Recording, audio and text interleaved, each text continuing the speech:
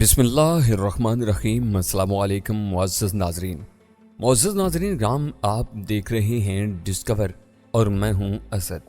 اس سے قبل آپ مسیحا کی 170 اقساط سن چکے ہیں، اب قسط 171 ملاحظہ فرمائیں۔ تو پھر گاڑی میں مرہم پٹی کا باکس تلاش کرو، ان کے سامان میں کہیں وہ ضرور موجود ہوگا، میں نے کہا۔ وہ جلدی سے گاڑی کے پچھلے حصے میں سوار ہو گیا جہاں ان لوگوں کا سامان وغیرہ رکھا تھا۔ پہلے اس نے ڈیش بورڈ کے خانوں کا بھی جائزہ لیا تھا۔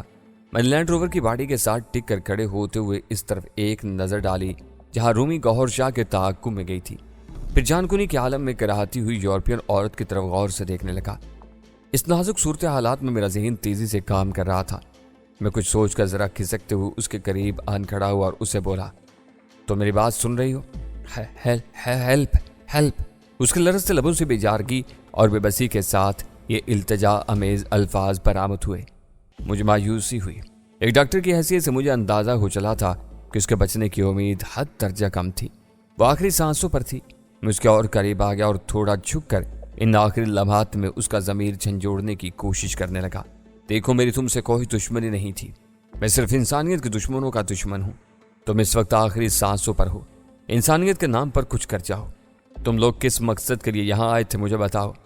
اس نے نیم مردہ سی آنکھیں اٹھا کر میری طرف دیکھا۔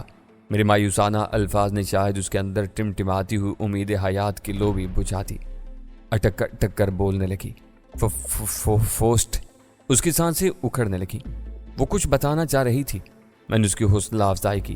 ہاں بولو۔ فوسٹ، beans evergreen suit number 100۔ موت اس پر جھپٹ پڑی اور وہ اتنے ہی ادھورے الفاظ ادا کر کے ختم ہو گئی۔ اس کا سر لینڈ روور کی باڑی سے ٹکے ٹکے ہی ایک طرف کو ڈھلک گیا۔ اس کی ہت کوزائی پر میرے دل کو ایک کھونسا لگا۔ میں بھلا اس کچھ تو خون کا کہاں عادی تھا، خواہ جرائم کے خلاف اور ایک نیک مقصد کے لیے ہی صحیح، لیکن میرا دل بہرحال اتنا سخت نہیں تھا۔ وہ ان خونی سوداگروں کی ساتھی تھی اور اس کا یہی جرم ہونا کافی تھا۔ اسی وقت رومی آ گئی۔ گومپو بھی گاڑی سے ایک بکس لیے اتر آیا۔ وہ دونوں عورت کو دیکھنے لگے۔ مر گئی؟ رومی نے پوچھا۔ ہاں، کچھ بتایا؟ صرف اسی قدر کہتے ہوئے میں نے رومی کے آگے وہی ٹوٹے پھوٹے الفاظ دہرا دیے جو یورپین عورت نے انتہائی جانکنی کے عالم میں اپنے حلق سے بمشکل ہی اگلے تھے۔ اوہو، تم کیا انہیں ادھورے الفاظ سمجھ رہے ہو؟ رومی جوئی سے بولی۔ بینز میں sweet number 100 evergreen hotel ہوگا، اور فوسٹ یہ کسی ایسے شخص کا ادھورا نام یوں سمجھو۔ وہ رک کر ذہن پر زور دینے لگی۔ ہاں، فوسٹ یعنی فوسٹر سمجھ لو، یہ لوگ اسی سے ملنے جا رہے تھے۔ او خدا، رومی تم کس قدر ذہین ہو؟ میں نے حیرت سے آنکھیں پھاڑ کر اس کی طرف دیکھا۔ بنو مت، اتنا تو تم بھی سمجھ ہی گئے تھے۔ چلو اب یہاں سے، لیکن پہلے تمہاری مرہم پٹی کرنا ہوگی۔ ہرگز نہیں، یہ سب سرائے میں چل کر آرام سے کر لیتے ہیں، پھر وہیں سے روانہ ہوں گے۔ تم گومپو کے ساتھ مل کر ذرا ٹائر بدل دو، میں نے کہا۔ لیکن یہاں ایک عجیب بات میرے تیزی سے سوچتے ہوئے ذہن میں ابھری تھی۔ 8ویں لاش، فوسٹر۔ جانے کیا بات تھی، یہ دونوں چیزیں خود بخود میرے دماغ میں گڈ مڈ ہونے لگیں۔ یہ شاید میرے تحت الشعور کی کارستانی تھی۔ کچھ بھی تھا، آگے بہت پراسرار اور عجیب معاملہ سامنے آنے والا تھا۔ ہم سرائے آن پہنچے تھے۔ اپنے کمرے میں جا کر سب سے پہلے رومی نے میری ڈریسنگ کی۔ جیسا کہ مذکورہ ہوا، گولی میرے دائیں شانے میں گھس کر آر پار ہو گئی تھی۔ زخم بہرحال گہرا اور ادموا کر ڈالنے والا تھا۔ دوسرا یہ کہ قریب سے گولی لگنے کی وجہ سے اس نے اندر شانے یا کندھے کی کسی ہڈی کو نقصان پہنچایا تھا۔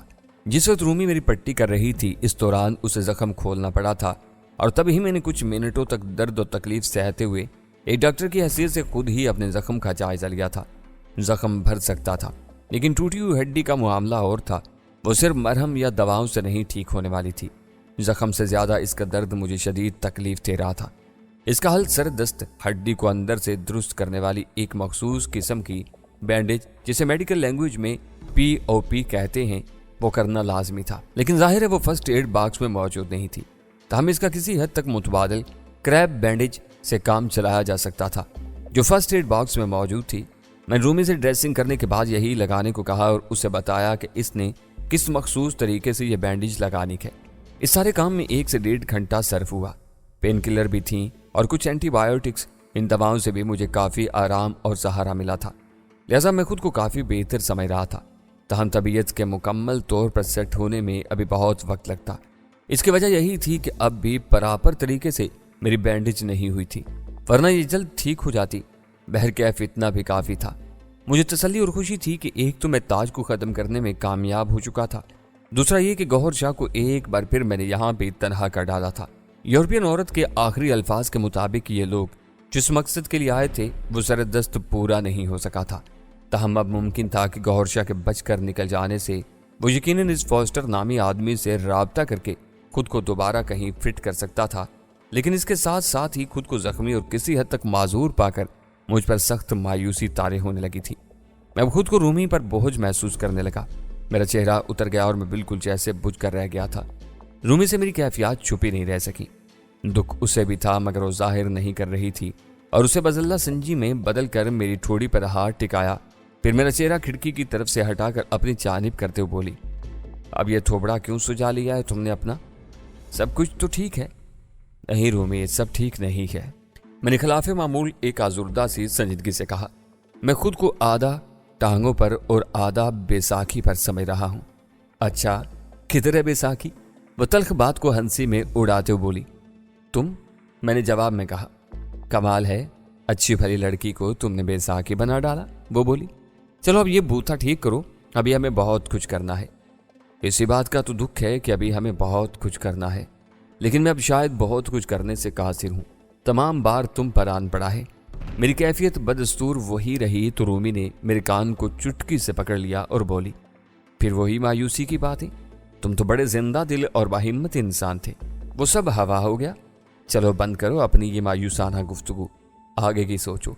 फिर चंद लहजे के वक्फे के बाद बोली, मैं मिस्टर ब्राउन से दोबारा राब्ता करने की कोशिश कर रही हूँ। हुमैरा और तारिक के लिए कुछ करना पड़ेगा। नीज हमें इस मुतवक्का फोस्टर को भी बेंज जाकर तलाशना है। पता तो चले आखिर ये क्या पुरस्कार खिचड़ी पक रही है। गोपू ने हमारे लिए काफ़ी और कुछ खाने पीने का बंदोबस्त कर दिया था। इसी भले मानस नौजवान की वजह से सराय में राजदारी और एहतियात इसी के सबब कामयाबी से बढ़ती जा रही थी। रूमी की बातों से मुझे कुछ तसल्ली और हौसला मिला था।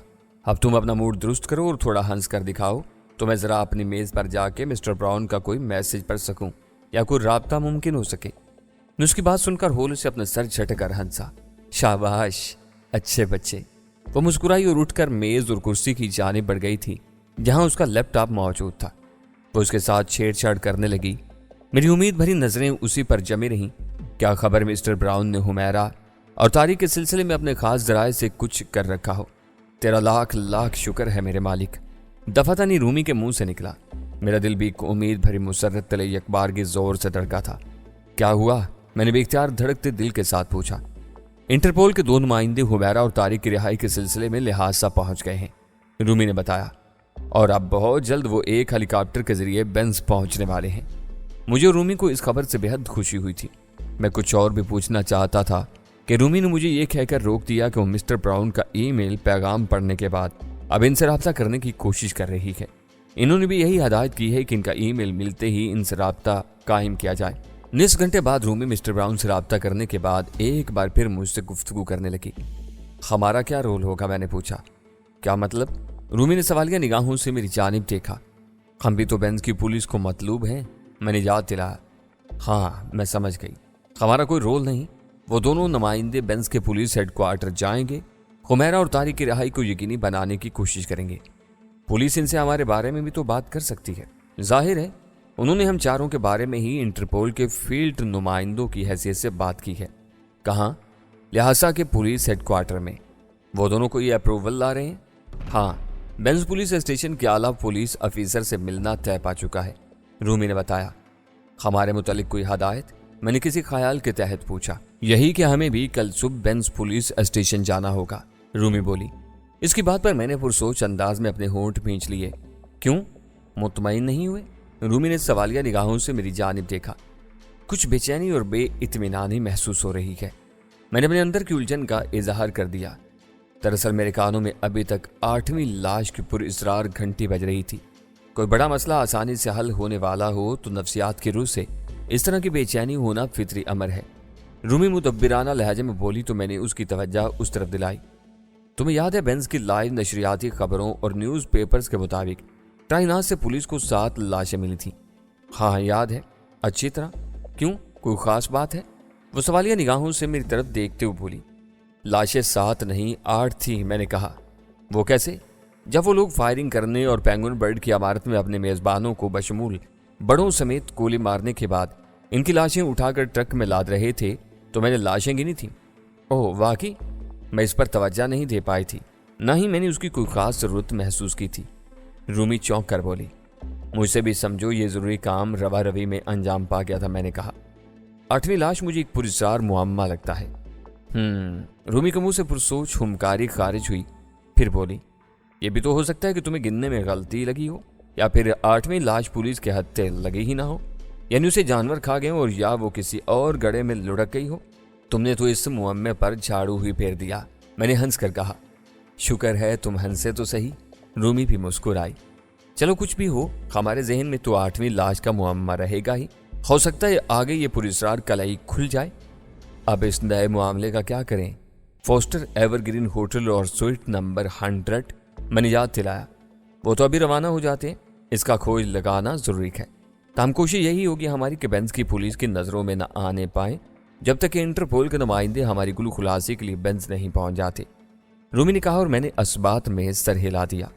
ہم نے اسی وقت تیاری پکڑ لی اور خچر سواری کا بندوبست کر لیا۔ گومپو کے ذریعے ہم نے سب سے پہلے لینڈ روور کو کسی ویرانے میں لے جا کر برفیلے کھڈ میں لڑکا دیا، پھر وہاں سے گومپو کو محتاط رہنے کی تاکید کر کے علاوہ چند دوسری ہدایات دے کر میں اور رومی بینز کی طرف روانہ ہو گئے۔ روانگی سے پہلے ہم نے ریڈی میڈ میک اپ کر لیے تھے۔ اس بار رومی اور میں نے ایک ضعیف جوڑے کا بہروپ بتلا تھا۔ ہم نصف گھنٹے کے اندر بینز شہر میں تھے۔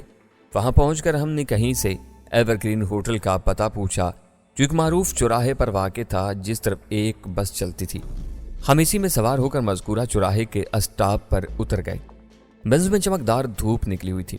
گرد و پیش کی چھوٹی بڑی عمارتوں کے پار دور برف پوش پہاڑیاں یوں نظر آ رہی تھی جیسے شہزادیاں تاج پہنی کھڑی ہوں۔ سردی اچھی خاصی تھی۔ رومی اور میں نے گرم اور اوور کوٹ پہن رکھے تھے۔ اس کوٹ سے میرا زخمی بازو بھی چھپ کر رہ گیا تھا۔ ایک اور اہم اور خطرناک مارکا ہمارا منتظر تھا۔ دیکھنا یہ تھا کہ اب یہ متوقع طور پر فوسٹر ثابت ہونے والا آدمی ہمارے لیے کون سے انکشافات تیار کیے ہوئے تھا۔ ہم ایور گرین ہوٹل پہنچے اور اندر داخل ہونے کے بجائے ہم نے اس کی عمارت کا جائزہ لیا اور کمروں کی سمتوں کا تعین کیا، پھر اندر داخل ہو گئے۔ استقبالیہ پر پہنچ کر ہم نے ایسا کمرہ لینے کی خواہش کا اظہار کیا جو نمبر 100 کے قریب مل سکے۔ چونکہ ہم ڈائریکشن دیکھ چکے تھے، بہانہ یہ بنایا کہ ہمیں سڑک کے بجائے برف پوش پہاڑوں کے رخ پر کھلنے والی کھڑکیوں والا ہی کمرہ درکار ہے۔ بڈھوں کو یوں بھی سر پھرا اور جھکی ہی سمجھا جاتا ہے۔ ہماری بات مان لی گئی۔ کمرہ نمبر 95 ہمیں ملا، جو کہ ظاہر ہے 100 نمبر روم کے قریب ہی تھا۔ اس کی ڈائریکشن بھی ایسی ہی تھی۔ ایک مختصر مرحلہ کامیابی سے طے پا چکا تھا۔ روم میں آ کر ہم نے کافی اور کچھ سینڈوچز کا آرڈر دیا۔ یہ ضروری تھا، روم سروس نے ہمیں کمرے ہی میں یہ چند چیزیں مہیا کر دیں۔ ویٹر کے سامنے رومی اور میں نے ایک دوسرے کے ساتھ بچوں والی حرکات بھی کی تاکہ اسے بھی ہماری حرکتوں سے بخوبی اندازہ ہو جائے کہ ہم واقعی بوڑھے ہیں اور اس عمر میں بچوں جیسی حرکتیں کرنا اسی کی علامت ہے۔ کوئی بعید نہیں تھا کہ پولیس نے ہر ہوٹل میں ہمارے متعلق انفارمیشن یا ہدایات دے رکھی ہوں۔ اس کے بعد ہم نے روم نمبر 100 میں شب خوں مارنے اور فوسٹر کو ٹریس کرنے کے پلان پر غور کرنا شروع کر دیا۔ ہمیں اس بات کا بھی ادراک تھا کہ گوہر شاہ ممکن ہے ہم سے پہلے یہاں پہنچ چکا ہو۔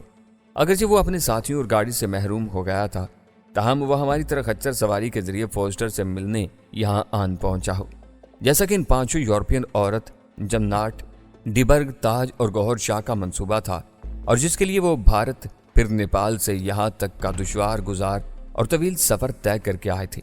اگر گوہر شاہ موجود نہ ہوا تو ہم فوسٹر کو ان کا ساتھی ظاہر کر کے بآسانی بے وقوف بنا سکتے ہیں۔ رومی نے ایک خیال ظاہر کیا، یقیناً، لیکن پتہ کیسے چلے کہ گوہر شاہ یہاں پہنچا ہے یا نہیں؟ میں نے الجھن امیز لہجے میں کہا۔ استقبالیہ سے یہ کوشش کی جائے تو پتہ چل سکتا ہے، رومی نے تجویز پیش کی، لیکن کس طریقے سے پوچھا جائے؟ وہ ہم پر شبہ کر سکتے ہیں، میں نے کہا۔ پھر ایک فوری خیال کے تحت میں نے کہا، اگر ہم کسی ویٹر سے بھی پوچھ لیں کہ روم نمبر 100 میں کتنے افراد ہیں تو بھی کافی حد تک پتہ لگ سکتا ہے۔ بات تو ایک ہی ہے، خیر آزما لیتے ہیں، وہ بولی۔ لہذا یہ پایا کہ صرف رومی ہی اس کام کے لیے استقبالیہ تک جائے گی اور یہ معلوم کر کے فوراً ہی لوٹے گی، وہ چلے گی۔ میں کمرے میں اکیلا رہ گیا۔ تھوڑی دیر بعد جانے کیوں مجھے بے چینی سی محسوس ہونے لگی۔ میں نے یوں ہی کمرے سے باہر قدم نکالا تو ایک دم ٹھٹک کر رک گیا۔ दाएं जानिब से कोई आ रहा था और ये गौहर शाह था। अगरचे उसने यहाँ आने के लिए अपनी हालत कुछ सुधार कर रखी हुई थी, ताहम उसके लिबास और चेहरे, बालों वगैरह से साफ जाहिर होता था कि वो बड़ा कष्ट करके यहाँ तक पहुंचा है। उसके हरकतों सकनात से मुस्तरिब हाली और एक जोश की सुर्खी हवेदा होती थी, यूं जैसे वो जल्द अज जल्द फोस्टर तक पहुंचना चाहता हो। यही वो वक्त था जब मेरे जहन ने तेजी से सोचते हुए इरादा किया कि गौहर शाह को फोस्टर तक पहुंचना नहीं चाहिए। जब वो मुझ पर एक उचटती से नजर डालता हुआ आगे निकलने लगा तो मैंने उसे रोक लिया। वो यूं ठिठक कर रुका जैसे मेरा इस तरह रोकना उसकी तवक्का के बिल्कुल खिलाफ हो। वो मुझे कड़ी नजरों से घूरने लगा जैसे उसे मेरा इस तरह रोकना बुरा लगा हो। फोस्टर तुम्हारा इंतजार कर रहा है। मैंने एक मोहतात मालूमात के मुताबिक अंधेरे में तीर छोड़ा तो मेरी तवक्का के ऐन मुताबिक उसके चेहरे से तलखी एकदम गायब होगी और उसकी जगह हैरत ने ले ली। मैंने अपनी आवाज भारी और बुढ़ों वाली खुरदुरी बनाने की कोशिश की थी, ताहम पहचान लिए जाने का एहतमाल अपनी जगह था, लेकिन वो तो कमरा नंबर 100 में मुकीम है। तुम कौन हो? उसने उलझन अमेज अंदाज में सवाल किया और गौर से मेरी सरापा का जायजा भी लेने लगा। मुझे डर हुआ कि कहीं मेरा अंधेरे में चलाया हुआ तीर खुद मुझ पर ही न लौट आए, इसलिए मैंने उसी खंडी हुई संजीदगी से कहा, मैं इनका साथी हूँ। किसी फौरी वजह के तहत इन्हें रूम बदलना पड़ गया था, लेकिन तुम्हें कैसे पता चला कि मैं कौन हूँ और फोस्टर ही से मिलने आया हूँ? गौहर शाह ने ताक कर ऐसा सवाल कर डाला था जिसके मुतालिक मुझे सोचने का मौका भी नहीं मिल सका। मेरे पास हनूज यूरोपियन और उससे छीना हुआ पिस्तौल मौजूद था। तभी मैंने वो अपने कोट की अंदरूनी जेब से निकालकर उस पर ताना और सफाक लहजे में कहा, इधर ही तुम्हारी लाश गिरा दूंगा अगर तुमने मेरी बात ना मानी तो। चलो अंदर। यकलक गौहर शाह की आंखें फैल गईं। उसके तो सानो गुमान में भी नहीं था कि कोई इस तरह ऐन आखिरी मौका पर भी उसे गिरफ्त में ले सकता है। अगर मेरा जख्मी शाना ओवरकोट के अंदर न छुपा होता तो उसे मुझ पर मेकअप के बावजूद यकीनी तौर पर शुबा हो जाता। चलो अंदर। मैंने पिस्तौल की नाल को लहरा कर दुरुस्ती से कहा और साथ ही उसे अपने कमरे में दाखिल होने का रास्ता दिया, जिसका दरवाजा मैं खोल चुका था। वो हैरान परेशान सा मेरी तरफ देखता हुआ अंदर दाखिल हुआ तो मैंने भी उसके पीछे आकर एकदम दरवाजा बंद कर दिया। सामने कुर्सी पर बैठ जाओ। मैंने उसे दूसरा हुक्म दिया। वो बिला चूंचरा वहां जा बैठा। मुझे रूमी की वापसी का बेचैनी से इंतजार होने लगा। किसी भी किस्म की गड़बड़ हो सकती थी। मैं खुद जख्मी था। दरअसल मैं इसकी मुश्कें कसकर मुंह पर टेप चिपका कर इसे बाथरूम में बंद करके पूरी तसल्ली के साथ फोस्टर से शर्फ मुलाकात हासिल करना चाहता था। कौन हो तुम? गौहर शाह ने कुर्सी पर जैसे गिरते हुए अटकती हुई आवाज में पूछा। अभी पता चल जाएगा, मैंने कहा। वो मशकूक नजरों से मेरी जानिब घूरता रह गया, यूं जैसे मुझे पहचानने की कोशिश कर रहा हो। अब मुझे डर नहीं था कि बेशक वो मुझे सैफ की हैसियत से पहचान भी लेता। वो मुझे अब आंखें और भवें सुकेट कर घूरने लगा और फिर दूसरे ही लम्हे उसके हल्क से गुर्राहट से मुशाबा आवाज बरामद हुई। तुम सैफ, मैं तुम्हें जिंदा नहीं छोड़ूंगा, कहते हुए कुर्सी से उठने लगा। उसे बेपर्दा देखकर मैं अंदर से जरा घबराया था, मगर सिर्फ घबराने से काम नहीं चल सकता था। वो मेरे बूढ़े मेकअप के बावजूद पहचान गया था और मैंने भी उस पर दहशत और बौखलाहट तारी करने के लिए अपनी असल आवाज में उससे कहा। वो जैसे ही कुर्सी से उठा, मैंने होंठ भींच कर हाथ में पकड़े हुए पिस्तौल का दस्ता उसकी कनपट्टी पर रसीद कर दिया। उसके हल्क से कराह अमेज चीख खारिज हुई और वो एक बार फिर कुर्सी पर लुढ़क गया।